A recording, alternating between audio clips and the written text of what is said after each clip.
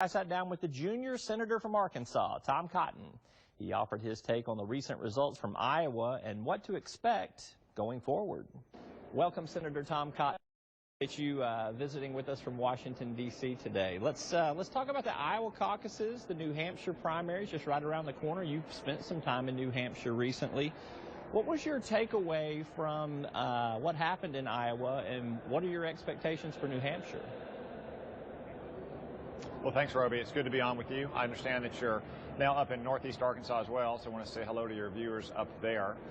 I think that one of the biggest stories out of Iowa is the massive Republican turnout.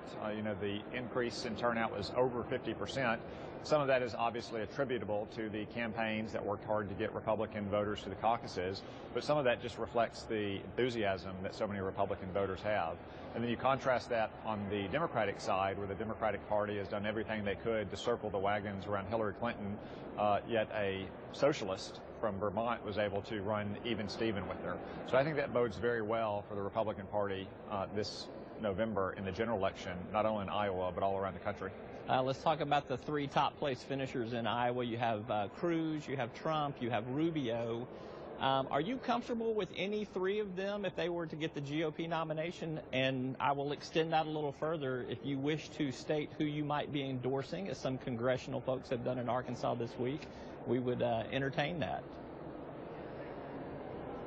Well, Roby, as you know, I've long supported Bernie Sanders in the Democratic primary, and I'm just going to point out that he outperformed expectations, and he's about to run away with New Hampshire. I'm not taking credit for it. I'm just saying. All right. On the Republican side, though, any Republican would be a better president than either Hillary Clinton or Bernie Sanders. So I'm not yet endorsing anyone on the Republican side. Our primary is still 4 weeks away in Arkansas, but I'm confident that any Republican would be a better president and a better commander-in-chief, and I will strongly support the Republican nominee. Do you have any kind of timetable for when you might make an endorsement? Do you want to see the field whittled down a little bit more, or are you close to a decision? No, Roby, no timetable. We've only had one state so far vote. There's many more states to come. So I think it's important that our voters make this decision in the coming weeks. So you have jokingly referred to Bernie Sanders as your guy in the Democratic primary over there. Do you think he is an easier candidate for the eventual GOP nominee to beat than Hillary Clinton? Well, if you've got a choice between two socialists, you might as well pick the one that's a self-avowed socialist and has the courage of his convictions. That's one reason why I think Bernie better represents the heart of the Democratic Party in Washington today.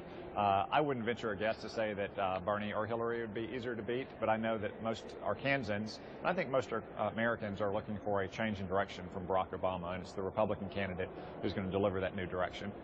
Let's talk about some things that are going on in Congress. There was a meeting earlier this week between President Obama and the leader of the House, the leader of the Senate, Mitch McConnell.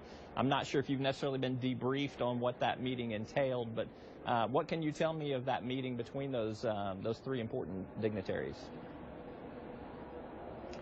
Well, Senator McConnell gave us a brief overview of what they were discussing. I think the most important thing is that the Congress try to do our business in a timely and orderly fashion to fund the government and reflect the spending priorities of Arkansans and all the other folks who are represented here in Washington, D.C. Last year the Democrats obstructed those spending measures until the end of the year, which made it very hard to reflect some of the priorities that Arkansans care about when you have a single $1 trillion, 2,000-page bill dumped with just 48 hours to review it in December. So I'm hopeful that we can move forward in a responsible fashion, fund the government, reflect the priorities of the people of Arkansas, and then move forward to the fall when we're all going to be campaigning in the presidential elections. Senator, so there are plenty of issues that you and the president differ on. There are a lot of divisive issues out there. As you know better than anybody, it's very difficult presidential election year to get anything done in Congress. So aside from the divisive issues, Obamacare, foreign affairs, the budget per se, is there a particular issue where you see some bipartisanship or some opportunity for common ground for you and Republicans to work with Democrats in Congress and the White House? Roby, I hope we can find some areas for bipartisan cooperation. Just this coming week, we're going to be working on sanctions against North Korea for their recent nuclear test. And that had broad bipartisan support in the Foreign Relations Committee, and I expect you'll see it on the Senate floor and the House floor as well. I hope President Obama signs that legislation. I'm working on a measure that would help increase access to job training and job opportunity for veterans. Again, that's something that appeals across party lines and would be good for Arkansans, and I hope that we can move it forward, whether it's on its own or whether it's attached to another piece of legislation.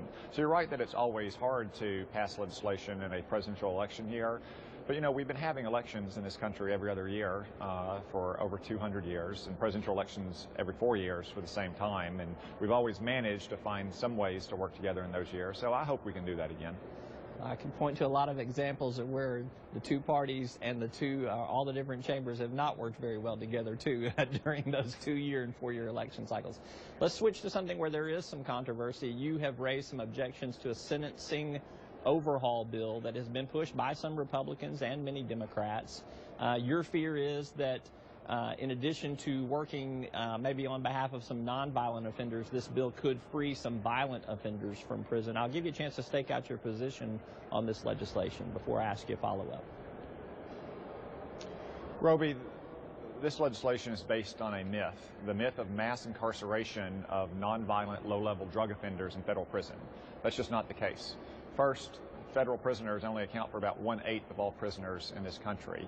Second, less than 0.5% of those federal prisoners are in prison for mere possession of drugs. Most of them are drug traffickers or dealers, which is built on a foundation of violence. And third, even those in prison for that crime of possession probably plea bargain down from a more serious crime. If we move forward with sentencing leniency, and especially if we make it retroactive, thousands of felons are going to be released onto the streets of America, and they're going to commit crimes like happened in Ohio just last month, when a felon who was released early from federal prison stabbed his ex-girlfriend to death, stabbed one of her children to death, and slit the throat of the other one. I don't want to see those kind of violent crimes across Arkansas or in our country. There is some common ground, I think, for criminal justice reform. Reforming our prison system so guards aren't endangered and so prisoners don't endanger each other, and so radical groups like the Muslim Brotherhood can't radicalize and recruit terrorists inside prisons across America, or trying to improve rehabilitation and redemption programs, which is not just in keeping with our Christian faith, but also smart policy, because most prisoners, if they don't get life without parole or the death penalty, are going to ultimately be released. And we want to help them with their addictions and try to get them basic job skills and a GED if they need one, and make them into productive members of society. That's an area where we can find common ground. We should not be letting violent felons back out into the streets, though. All right, we've got about 30 seconds left in our window here. Just very quickly, if there was something that was a stripped-down version of this bill and it only dealt with nonviolent offenders that had possession on their records, would you be supportive of that? I would explore it, Roby, but again, you're talking about a very, very tiny population of federal prisoners, probably less than 100, that are truly nonviolent, low-level, first-time drug possession offenders. That's simply not the case in federal prison. If you go to federal prison for a drug crime, it is almost certainly that you're a repeat or a violent offender, and we shouldn't release those people early from prison. All right, Senator Tom Cotton, thanks, and work on that beard a little bit. There's just a spot of gray in it right there. I'm just pointing that out to you. It was a medical emergency when I fell on the ice last week, and now my wife tells me she likes it, so I'm torn on what to do. All right.